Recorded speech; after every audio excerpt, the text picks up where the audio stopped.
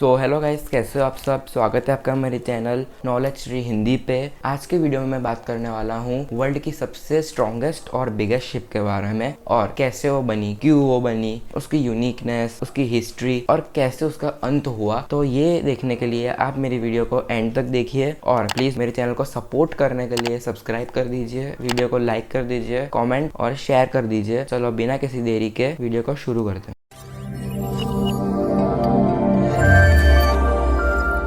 तो ये कहानी की शुरुआत होती है वर्ल्ड वॉर 2 के समय। तो वर्ल्ड वॉर 2 के समय अमेरिका और जापान दोनों एक दूसरे के साथ लड़ाई कर रहे होते हैं पैसिफिक थिएटर में। तो साल 1941 में जापान को पता चलती है कि अमेरिका के पर्ल हार्बर पे, पर्ल हार्बर क्या है मैं को समझाता हूँ। पर्ल हार्बर जो है उधर अमेरिकन की बहुत सारी शिप्स रहती है, डिस्ट्रॉयर और फ्लीट्स रहती है। और तो जापान को पता चला कि जो फ्लीट्स है वो बहुत कम संख्या में है। जापान ने अमेरिका पे अटैक कर दिया पर्ल हार्बर पे और उसको बहुत हद तक डिस्ट्रॉय कर दिया। पर जापान को यह पता थी कि अमेरिका सामने उन पे अटैक करेगा, पर जापान के पास इतनी अच्छी नेवल फोर्सेस नहीं है। तो ऐसे ही शुरुआत हुई यामाटो के बिल्ड की। तो पर्ल हार्बर के हमले के एक हफ्ते बाद ही यामाटो को इंट्रोड्यूस किया गया था जापानीज नेवी में। तो जब यामाटो का बिल्डिंग शुरू हुआ तो यामाटो के जो इंजीनियर्स है उन लोगों ने ये बताया कि जो यामाटो होगी वो 250 मीटर्स लॉन्ग होगी और उसका वाटर डिस्प्लेसमेंट जो कैपेसिटी है वो 70,000 टन है और वो 50 किलोमीटर पर आवर की स्पीड पे चल सकती है। और जापान को और एक चीज भी पता थी कि जो यामाटो है वो इतनी बड़ी शिप है, तो उसको बनाने के लिए उनके पास इतना अच्छा शिपयार्ड या हार्बर नहीं था इधर वो लोग यामाटो को बना सके। तो इस यामाटो को बनाने के लिए उन लोगों ने जो हार्बर था जिधर भी यामाटो बन रही थी उसको और डीप किया, बड़ा किया और उसको इतनी अच्छी तरह से सीक्रेटिव रखा। और फिर उधर फेंसेस लगाए गए हार्बर के आजू बाजू, और जितने भी लोग उधर काम करते थे सबको एकदम अच्छे से ट्रीट किया जाता था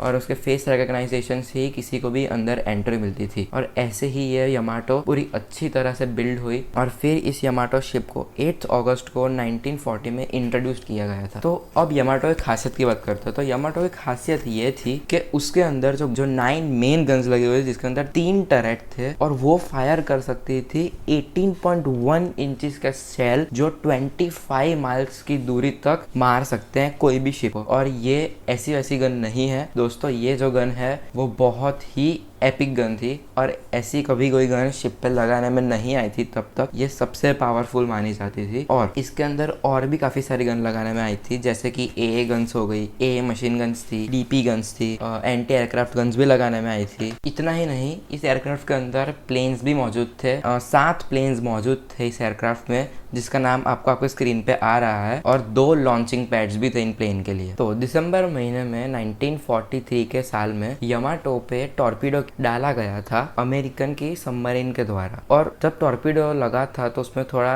यामाटो को डैमेज हुआ था, तो वो डैमेज को रिपेयर करने के लिए उसे कूरे के पोर्ट पे लिया जा गया जहाँ पे उसके अंदर उसका रिपेयर हुआ। और साल 1944 में उसके अंदर एंटी एयरक्राफ्ट गन्स और रडार भी लगाया गया। इतनी पावरफुल शिप में ये 2 नई चीज के कारण वो शिप और भी पावरफुल बन गई। तो अब बात करते हैं यामाटो के फाइनल मिशन के बारे में। तो 1945 के साल में एलाइड फोर्सेस जो थी उन्होंने डिसाइड किया था कि वो अटैक करेंगी जापान के ओकिनावा आइलैंड पे, और जापान को इसी आइलैंड को प्रोटेक्ट करने के लिए उनको उनकी सारी पावर लगा देनी पड़ेगी।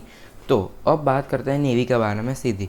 तो जब हिरोहितो ने नेवी को पूछा कि आप क्या करने वाले हैं, तो नेवी के पास कोई जवाब नहीं था, क्योंकि उनको पता थी कि जापानीज नेवी की हालत अभी बहुत ही ज़्यादा बुरी है और उनके पास इतनी सारी शिप्स अवेलेबल भी नहीं है जो अटैक कर सके और रोक सके फ्लीट्स को। तो भी हिरोहितो के कहने पे, हिरोहितो कौन थे, हिरोहितो जापान के एम्पायर थे। तो हिरोहितो ने जब उनको कहा कि भाई आप अपनी पूरी पावर लगा दो, तो उन लोगों ने अपनी पूरी पावर लगाई। जापानीज नेवी ने डिसाइड किया कि वो अपनी सारे शिप्स भेजेंगे यामाटो के साथ एलाइड फोर्सेस को डिस्ट्रॉय करने के लिए। तो अब यामाटो का मेन मिशन ये था कि उसको जितनी भी एलाइड फोर्सेस की सबसे ज़्यादा की ज़्यादा ट्रूप भरी हुई शिप्स है उनको डिस्ट्रॉय कर देना, उनको संक कर देना। तो यामाटो ने ये मिशन खत्म करने के बाद यामाटो को ओकिनावा के बीच के एग्जैक्ट सामने खड़े रह जाना है, दीवार बन के अमेरिकन ट्रूप्स के लिए, कि वो लोग ओकिनावा के आइलैंड के अंदर जा ही नहीं सके और वो यामाटो ने ख़त्म कर दे। और इसी तरह यामाटो का मेन मिशन का नाम दिया जाता है मिशन टेंगो। तो वॉर का फाइनल दिन आता है।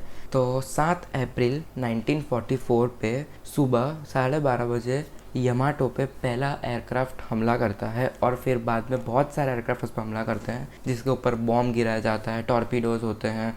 और द फर्स्ट अटैक है उसके अंदर यामाटो को बहुत सारे टॉर्पीडोज लगते हैं, पर अभी भी यामाटो इतनी ताकतवर है कि वो उसे उस टॉर्पीडो से इतना कुछ फ़र्क नहीं पड़ता और अभी भी वो लड़ने पूरी तरह काबिल है। तो अब दूसरा अटैक होता है 1 बजे दोपहर के, और इस अटैक में यामाटो को वापस बहुत सारे टॉर्पीडोज और बॉम्ब्स लगते हैं। पर इस बार भी यामाटो इतनी ताकतवर नहीं रही है, क्योंकि यामाटो अब थोड़ी टिल्ट होना शुरू हो गई है लेफ़्ट साइड, और जो ये टिल्ट होता है इसका मतलब उसके अंदर पानी भरना शुरू हुआ है। तो इस पानी भरने को रोकने के लिए जो क्रू थे उसके अंदर, उन्होंने सोचा कि वो काउंटर फ्लडिंग करेंगे। अभी काउंटर फ्लडिंग का मतलब ये होता है कि एक तरफ पानी भरा है तो दूसरी तरफ भी उतना ही पानी भर दो, तो जो शिप टिल्ट हुई है वो सीधी हो जाए। तो जो अभी टिल्ट 1 डिग्री तक हो गया था 10 डिग्री से लेके, तो अभी भी यामाटो फिट थी लड़ने के लिए अच्छे से। फिर वापस दोपहर को 1:40 को बहुत बड़ा अटैक होता है एयरक्राफ्ट के द्वारा, जिसके अंदर यामाटो का main deck, engine room, steering room और उसकी बहुत सारी गन्स डैमेज हो जाती है। और इसी डैमेज के बाद यामाटो बहुत बुरी तरह डैमेज हो गई है, और आखिर में 2 बजे दोपहर को यामाटो पे अनाउंसमेंट हो जाती है कि शिप को एबेंडन कर दो, मतलब शिप को खाली कर दिया जाए, क्योंकि अब शिप नहीं बच पाएगी। तो अब क्या होता है कि उसी शिप एबेंडन के 18 मिनट बाद तो शिप पूरी तरह से डूब जाती है, मतलब पूरी तरह से टिल्ट होकर डूब जाती है लेफ़्ट साइड पे। और उसके बाद जब वो शिप डूब रही है, ब्लास्ट होता है इतना बड़ा, जिसमें बहुत बड़ा मशरूम क्लाउड 6 किलोमीटर ऊपर तक मशरूम क्लाउड जाता है, जो 165 किलोमीटर की दूरी तक से भी दिखता था। तो इस शिप के अंदर 3330 सेलर होते हैं, जिसमें से 3055 सेलर की मृत्यु हो जाती है और यामाटो ऐसे ही ख़त्म हो जाती है। तो दोस्तों अभी आपके मन में सवाल भी आ ही रहा होगा कि इतनी जल्दी यामाटो कैसे ख़त्म हो सकती है। तो इसमें ऐसा था दोस्तों कि जो यामाटो थी वो कोई भी शिप या डिस्ट्रॉयर या बैटल शिप को डिस्ट्रॉय करने के लिए बनाने में आई थी। उसके अंदर जो मेन बड़ी बड़ी गन्स लगाने में आई थी वो डिस्ट्रॉयर और ऐसी बड़ी शिप्स को ख़त्म करने के लिए थी। पर यह जो हमला हुआ था वो एयरक्राफ्ट हमला था, और इसमें यामाटो के पास एयर कवर भी नहीं था जिससे यामाटो कुछ करके बच सका। और उसके अंदर जो एंटी एयरक्राफ्ट गन्स थी वो थी, पर इतने सारे एयरक्राफ्ट एक साथ हमला करे तो एंटी एयरक्राफ्ट गन भी कुछ नहीं कर सकती। तो इतने सारे एयरक्राफ्ट होने के कारण यामाटो पे बहुत ज़्यादा ही भारी मात्रा में हमला हुआ, और अमेरिकन एयरक्राफ्ट्स ने यामाटो को सिंक कर दिया। तो थैंक यू गाइस इधर तक मेरा वीडियो देखने के लिए। अगर आपने इधर तक मेरा वीडियो देख लिया है तो प्लीज़ मेरे चैनल को सब्सक्राइब भी कर दीजिए, लाइक भी कर दीजिए। सो आगे मिलते हैं ऐसी ही नॉलेजेबल वीडियो में, तब तक के लिए टाटा बाय बाय।